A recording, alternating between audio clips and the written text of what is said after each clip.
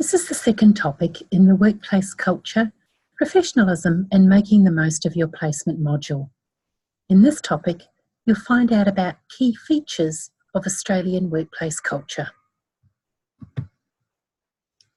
People who are new to the Australian workplace can sometimes be surprised by what they may perceive to be a laid-back or casual style. This does not mean that Australian staff are not hard-working, as Australia often rates as one of the countries with the longest working hours. Instead, Australians have a different workplace etiquette compared to people from other cultures. Australian workplace culture is diverse, collaborative, and social. It is diverse with people from a variety of cultural, ethnic, and religious backgrounds. People have differing political beliefs, marital status, gender, sexual persuasion, and there'll be people with a disability in the workplace. It is collaborative. Many employers value teamwork. There is a strong emphasis on the team instead of focusing on a single high-status individual. It is social, with staff socialising with each other during and after work. There is also respect for the equal worth, dignity and freedom of the individual. A key principle is equality of opportunity, no matter what gender, marital status, religion, nationality, disability or sexual preference you have. Australian workplace culture also has unique communication styles and varying leadership styles. Compared to workplaces in many other countries, Australian workplaces are quite informal. This applies to the relationships between colleagues and with management, the language used in meetings and in social conversation. There is less hierarchy in many Australian workplaces. A lot of companies encourage the same level of respect and engagement with all employees. So it's important to not ignore lower ranking staff in favour of senior people. The hierarchy and leadership style of managers in Australian workplaces may be quite different from what you are familiar with. It may differ in the following ways. Workplaces expect that all of their staff will be treated with respect, regardless of their seniority or status in the organisation. Managers and their staff typically communicate with each other in an open and direct way. Many managers like to make themselves approachable and encourage staff to talk to them about ideas or issues on an equal basis. In some workplaces, the manager literally leaves their office door open to encourage communication and trust with the employees of that company. When significant decisions need to be made in workplaces, it is commonplace for employees to be kept informed and offered the opportunity to offer their opinions. In Australian workplaces, staff report to a supervisor or manager who oversees the day-to-day work of the team. The manager may direct the work, but it is expected that you will be able to work independently with only a minor level of supervision. It is important that prior to commencing your placement, you understand who will be your placement supervisor. When a supervisor asks an employee to do an extra task at work, they will usually take on the extra work and not say that they are too busy to do it. If you say that you are too busy, your supervisor or co-workers may assume you are struggling with your workload. In some other cultures, the manager is viewed as a person of authority who has more wisdom than their employees, and employees must show respect by not bothering them. In Australian workplace culture, employers want to help you to learn so that you can do a good job. This means you should ask questions if you don't understand something. There are clear lines of authority and decision-making in Australian workplaces. Promotions in the workplace are often based on merit and seniority.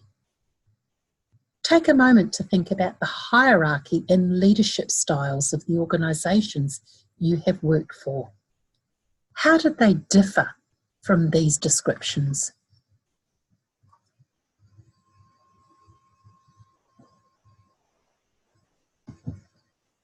This student describes one of the differences they have noticed. Where I am from, it is unacceptable to question the directions of someone more senior. It is normal to follow instructions without question. It is very different here. Communication may be verbal or written. Conversation may be casual at the start of a workplace meeting to create a relaxed and pleasant environment. It is commonplace for Australians to use informal language in the workplace, including slang or everyday Australian expressions. Jokes, cynicism, or even sarcasm may also be used. In some workplaces, swearing may be acceptable as a means of expressing frustration, exaggerating for effect, or even easing tension. In contrast, written communication is always more professional. It is formal, but not overly formal. For example, you would address an email to the person's first name rather than using "Dear Sir" or "Madam." Australians tend to be direct and tell it like it is in their communication style. In some countries, this style may be considered blunt, disrespectful, or even rude. As mentioned earlier, communication in the workplace is two-way, with staff asked to give their input or share their opinions with management. It is good to ask your supervisor questions if you are unclear on the task to be performed or what is expected of you on placement. Before doing this, however, be conscious of your supervisor's time and check if it is convenient to discuss the issue then or arrange a meeting when it suits them. When composing an email or writing a report, take the time to check your grammar is correct and there are no spelling mistakes. Look for ways to improve your English skills by attending conversational classes or joining in social activities. In many Australian workplaces, managers use a collaborative management style. They encourage discussion and feedback rather than issuing direct orders. As a consequence, the decision-making process may be slower because of this collaborative approach, but it can also mean a more relaxed and less competitive atmosphere in the workplace. A unique aspect of many Australian workplaces is the way many employees like to socialise together. The work environment can be social, with colleagues talking about their weekend, families, holiday, or sporting teams. It is common for staff to socialise after work, not just for Friday night drinks, but for a meal after work on other days of the week. You do not have to accept, but it is a good way to make friends quickly with your co-workers. Alcohol is also a part of many workplace activities. Generally, Australians like people who are willing to laugh at their own mistakes and have a sense of humour. In the workplace, humour may be used to diffuse tension or to calm a situation down. Here's a comment from a student about the social atmosphere in their workplace. At my work, there's a lot of joking and laughter, which I find to be quite disruptive. But I realise the other staff members don't think it's a problem, so I have to change my thinking a bit.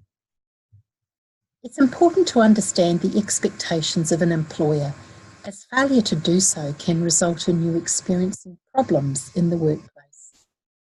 All of these expectations are important, but it is widespread for Australian employers to want their employees to be responsible for their actions and to work collaboratively with a diverse range of people in a team environment.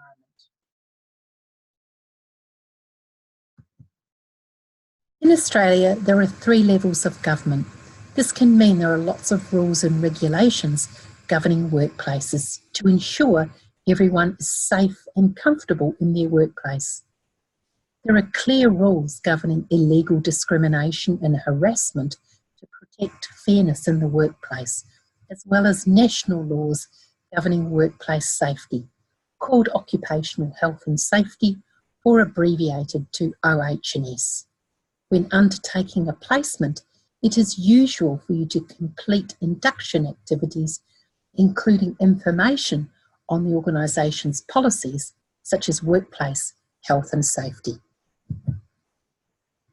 In the next topic in this module, we will look at professionalism and workplace etiquette.